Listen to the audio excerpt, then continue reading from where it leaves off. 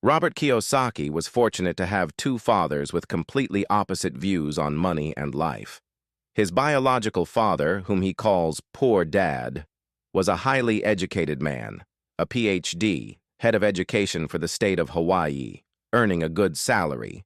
Yet he constantly struggled with money, lived paycheck to paycheck, drowned in bills, and died with little to show for decades of hard work.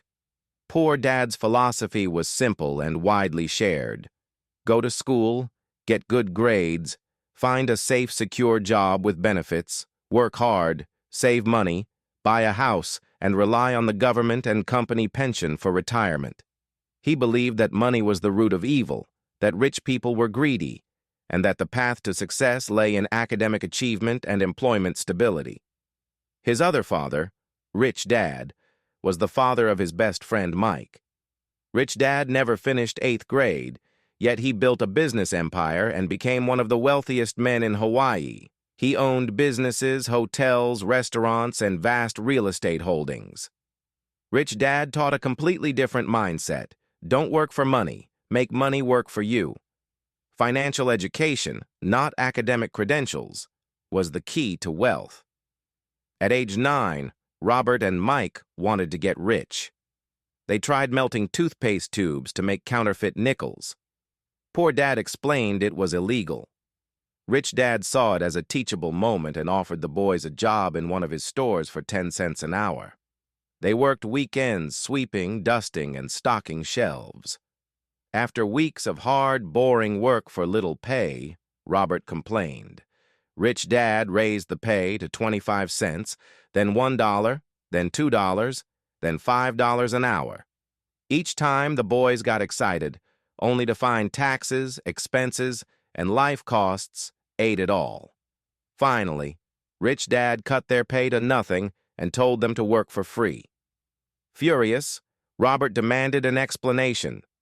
Rich Dad delivered the first major lesson. Most people let money control them because of two emotions, fear and greed. Fear of not having money drives people to work hard. When they get a paycheck, greed or desire makes them spend on things they want. The cycle repeats endlessly. The rat race. Poor and middle class work for money. The rich have money work for them. He introduced the boys to the financial statement: income, expenses, assets, liabilities. For most people, job income goes straight to expenses: bills, taxes, mortgage, cars, vacations. Nothing is left to buy assets. The rich focus on acquiring assets first, things that put money in their pocket, like rental properties, stocks that pay dividends, businesses that generate profit without daily involvement, royalties from intellectual property. Robert and Mike's first asset was a comic book library. They collected discarded comics from a distributor, stored them in a room, and charged neighborhood kids 10 cents admission. No money invested, yet it generated steady income. Rich Dad emphasized opportunity. Most people say, "I can't afford it," which shuts down their brain. The rich ask, "How can I afford it?" forcing the mind to find creative solutions. Schools fail to teach money because the system is designed to produce employees and professionals, not entrepreneurs or investors. Poor Dad was proud of his degrees, but financially illiterate.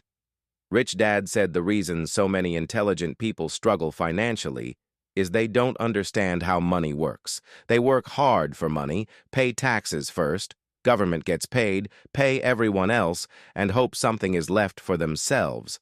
The rich build structures, corporations, trusts, where expenses are paid before taxes, legally reducing what government takes.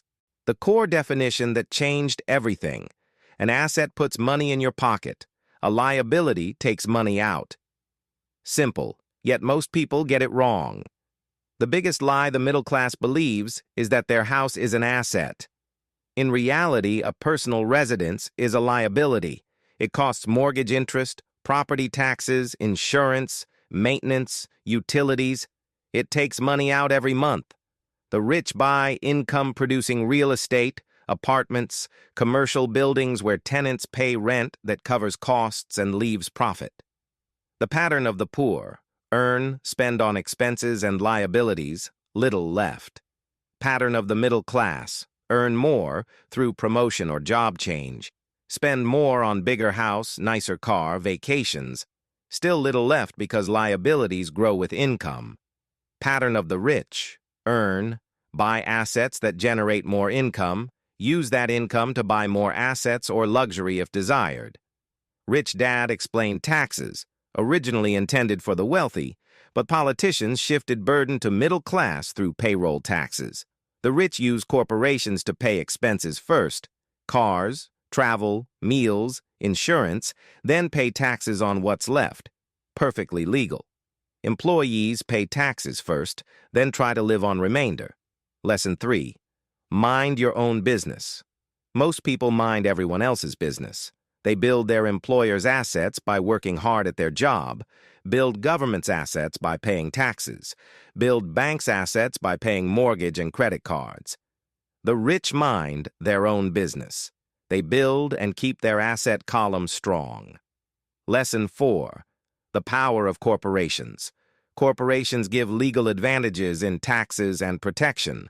Rich Dad taught that financial literacy has 4 pillars: accounting, reading numbers, investing, strategies for money growth, understanding markets, supply, demand, emotions, and the law, tax advantages, corporate protection. Lesson 5. The rich invent money. Opportunities are everywhere, but most people lack financial education to see them. In the 1970s, Kiyosaki bought foreclosed properties cheap with little down, rented them, and profited as values rose. Risk exists, but knowledge reduces it. Most avoid risk out of fear rather than ignorance. Lesson 6. Work to learn, not for money. Job security is illusion. Master multiple skills: sales, marketing, management, negotiation.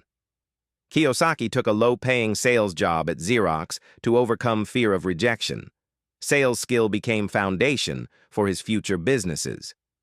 Many specialize narrowly, doctors, lawyers, and outsource financial management to others, remaining financially vulnerable.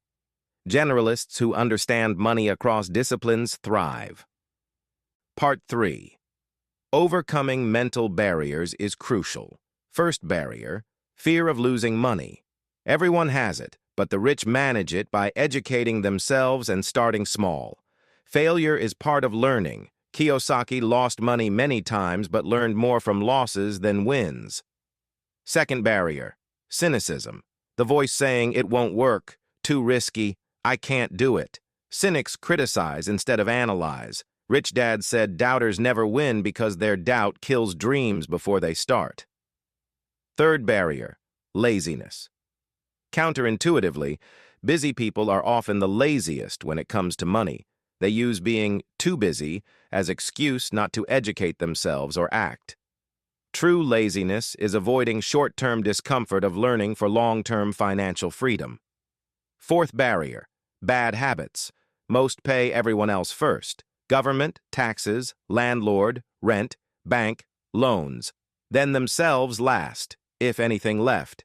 The rich pay themselves first, automatically invest portion of income before paying bills. This forces creativity in covering expenses. Fifth barrier: arrogance. Thinking you know everything about money when you don't. Arrogance plus ignorance equals big losses. 10 steps to awaken financial genius. Find a reason greater than reality. Strong personal why: freedom, security, charity. Make daily choices. Choose to invest in education over entertainment. Choose friends carefully. Associate with people who stimulate growth. Master a formula, then learn new one. Don't get stuck in one investing style. Pay yourself first. Discipline of saving, investing before spending. Pay brokers/advisors well. They provide leverage and information. Be an Indian giver. Focus on return on investment/how quickly money comes back. Use assets to buy luxuries. Let income from investments pay for toys. Have heroes who inspire you. Model success. Teach and you shall receive. Sharing knowledge reinforces it. Kiyosaki shares early investments, First rental property bought with $18,000, $5,000 down, generating positive cash flow immediately. Later ventures in businesses, stocks, real estate development. Part 4. The ultimate goal isn't money itself, but freedom. Time to do what you want, with whom you want, without financial worry. Kiyosaki and his wife Kim retired in their 40s with enough passive income to live comfortably forever. He criticizes traditional education for producing employees who fear risk and depend on others for financial security. The system benefits from financially ignorant workers who accept jobs, pay taxes, and save in retirement plans that enrich Wall Street. Cash Flow Game, which he created, teaches these principles interactively. Escape rat race by building passive income greater than expenses. Wealth is measured not by money accumulated, but by how long you could maintain your lifestyle without working. 1 year, 5, lifetime. Final core message. The single most powerful asset we all have is our mind. Trained properly, it can create enormous wealth. Untrained, it leads to lifelong struggle. Poor Dad represented traditional thinking, security through job and government. Rich Dad represented new thinking, security through financial intelligence and asset ownership. Change begins with mindset shift, from "I can't afford it" to "How can I afford it?" From focusing on earned income to building passive and portfolio income. From buying liabilities masquerading as assets to relentlessly acquiring true assets. The book ends with a call to action. Start today, even small. Read financial statements, take courses, analyze deals, invest consistently. Financial freedom is available to anyone willing to learn and apply these principles. Rich Dad's most famous quote, "The poor and middle class work for money. The rich have money, work for them." And the most dangerous, "My house is an asset," because for most people, it's their biggest liability keeping them trapped. True wealth is freedom, and freedom comes from financial education applied consistently over time. Total character count approximately 29,800 including spaces. Text is dense, continuous narrative style like an e-book divided into 4 balanced parts. Bonus chapter: Escaping the Rat Race in Your 30s. A real-world roadmap inspired by Rich Dad.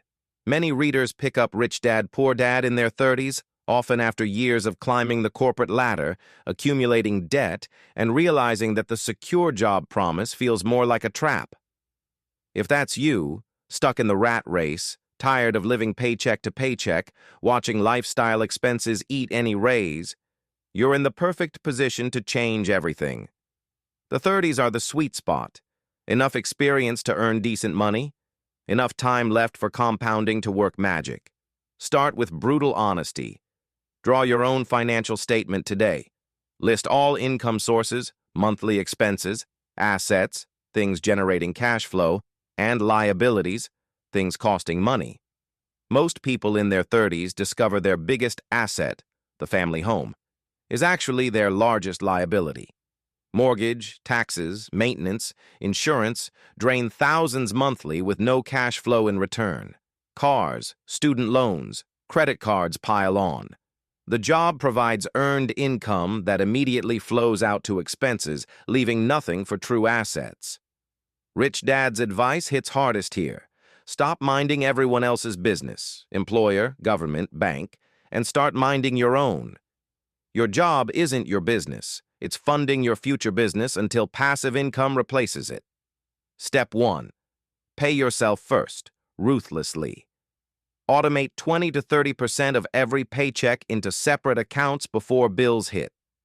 10% to long-term investments, index funds, ETFs, 10% to asset acquisition fund, real estate down payments, business startup, 5 to 10% to education, courses, books, seminars. This forces you to live on the remaining 70 to 80%, sparking creativity in cutting unnecessary spending. Step 2. Reduce liabilities aggressively.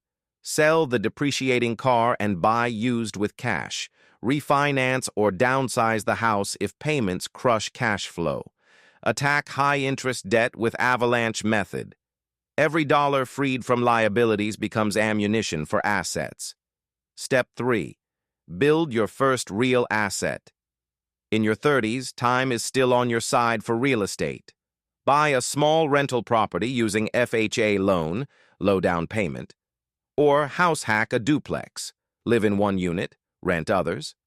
Alternatively, start a side business with skills you already have: consulting, online coaching, digital products. The goal is positive cash flow from day one, even if small, $200 to $500 per month. Step 4. Increase financial intelligence monthly. Read one money book, listen to podcasts during commute, analyze one potential deal weekly. Join mastermind groups or online communities of like-minded people building wealth. The emotional hurdles peak in the 30s. Fear of looking poor to peers, cynicism from past failures, laziness disguised as exhaustion after long work days. Rich Dad would say these are signals you're close to breakthrough. Action cue.